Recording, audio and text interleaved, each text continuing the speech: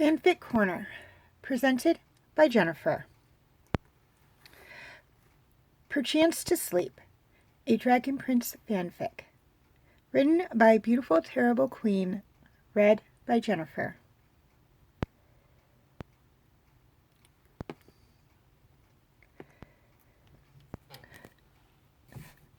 Rand paced barefoot back and forth along the cool flagstones of his back porch as the waning moon arched slowly overhead, indicative of the weeest of hours. His shoulders sagged, his hair hung limp and unkempt in its hair cuffs, untended for too long. His entire body begged for sleep. But the exhausted, yowling little one in his arms had other ideas.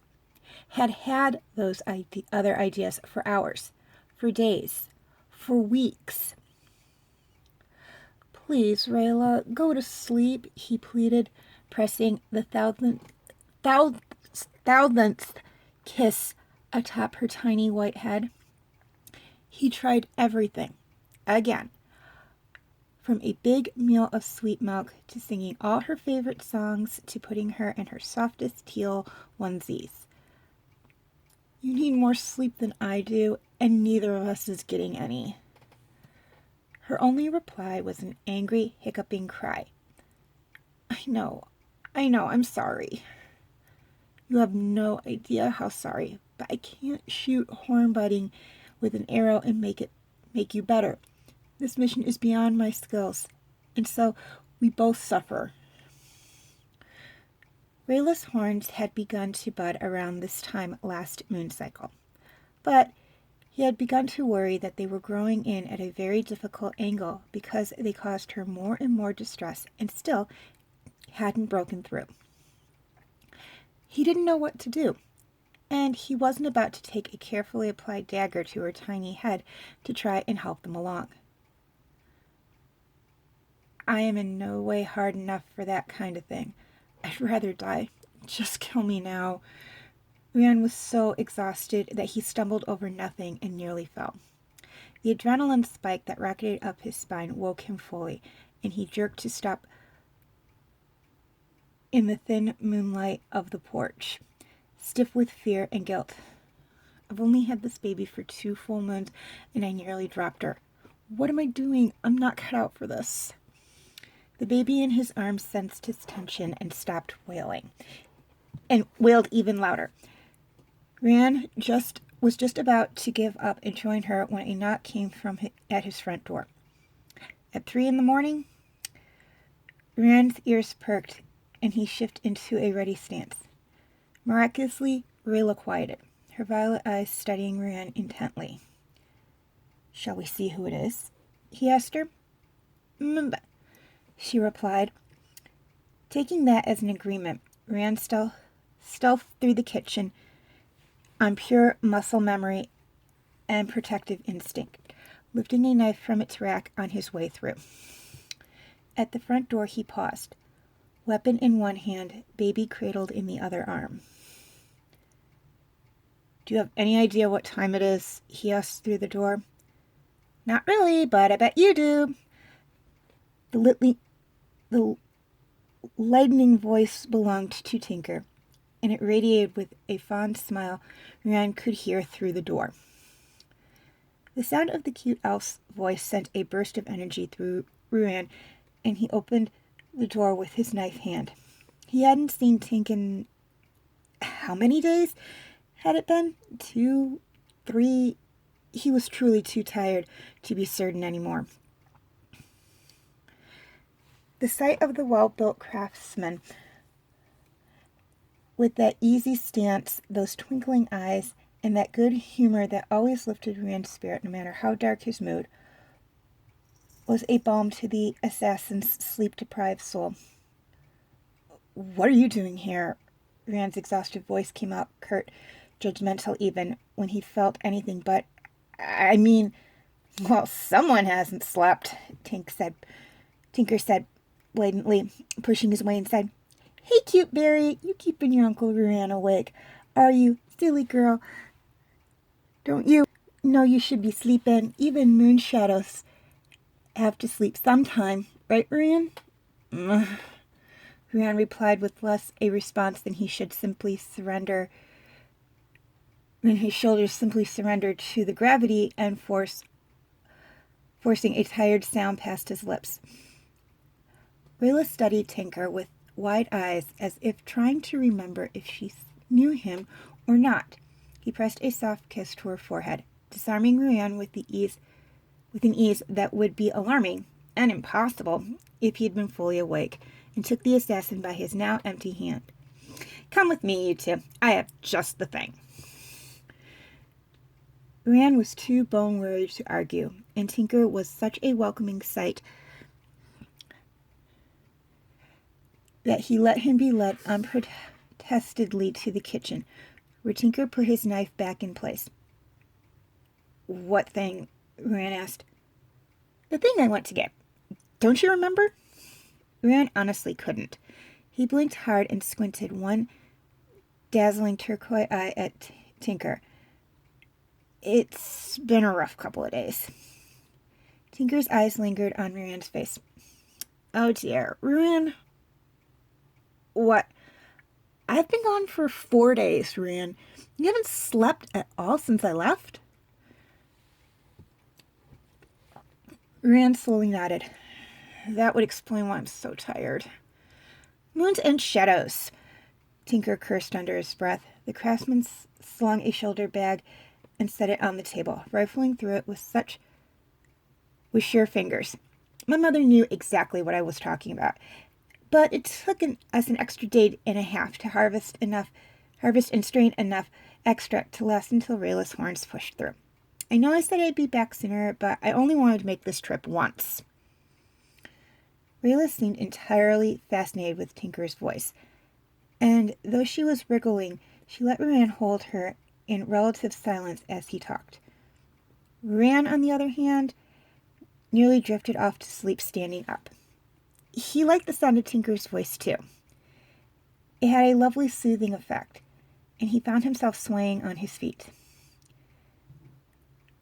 Tinker's hand on his arm brought him back from the fuzzy edges of sleep.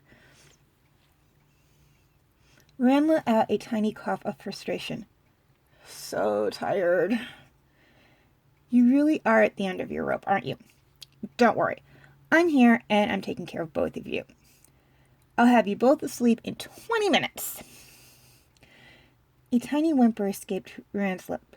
Please, I'll give you anything you want if you can manage that. A saucy grin tugged at Tinker's lips.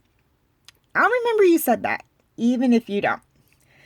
He parked Rand at the table so he wouldn't fall over and pulled a cool crock of fresh milk from the icebox.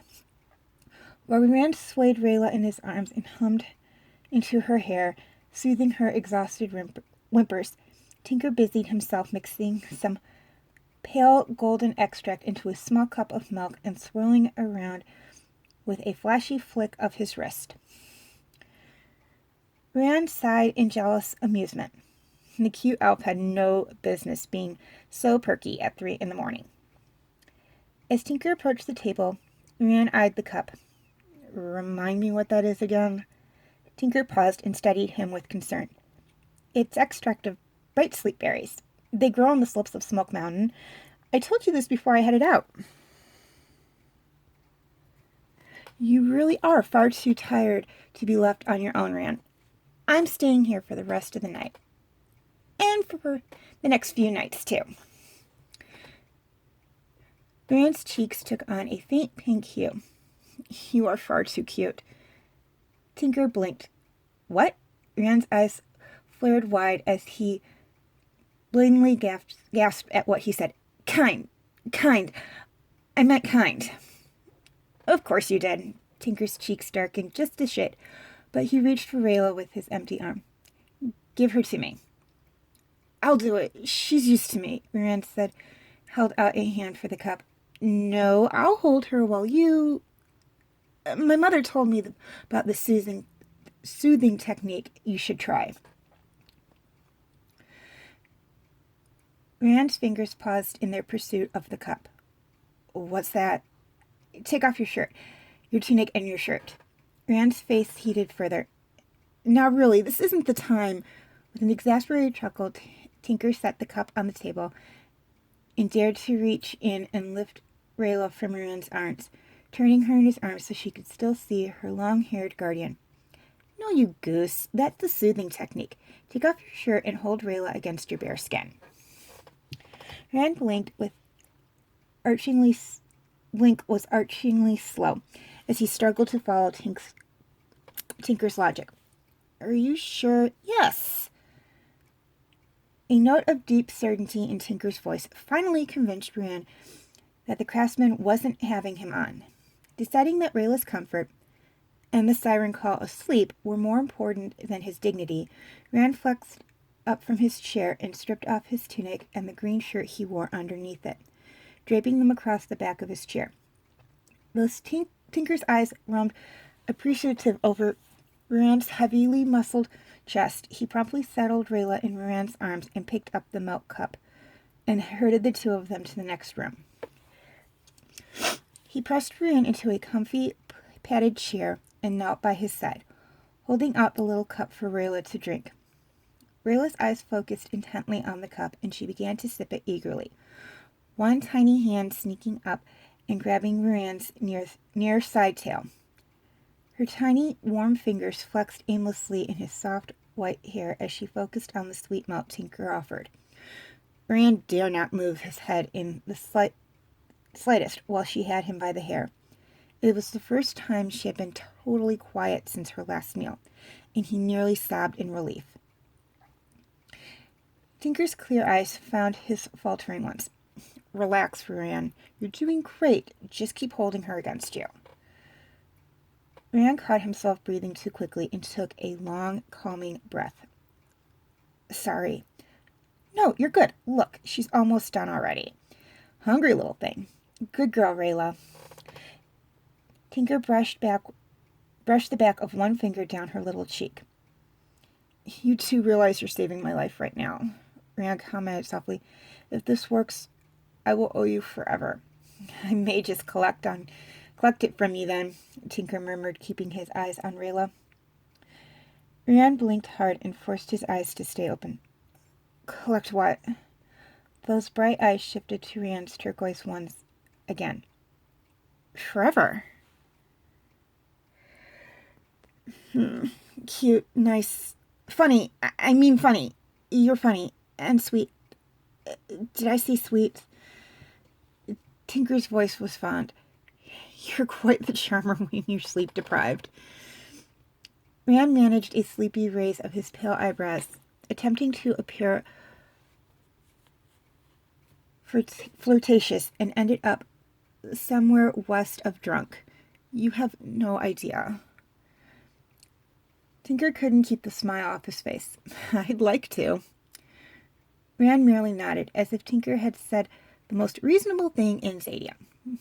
Good thing you're staying a few nights, then. You can find out. I'm staying because you need to sleep. I might be persuaded not to sleep the entire time you're here. Rand got his winks confused and ended up blinking owlishly at Tinker, who desperately tried not to laugh and distract the baby. As Tinker leaned over to Rayla's head for a kiss from Rand, she slipped the very last of the bright sleep milk from the cup Tinker held, smacking her lips happily and letting out a slightly massive burp that made Tinker twitch back in alarm before he got his kiss. Rand, too exhausted to react, simply nodded along. Well said, Rayla. She tugged gently at his side tail, and he leaned into it as if he were about to fall asleep with his head tilted. Tinker's heart utterly melted.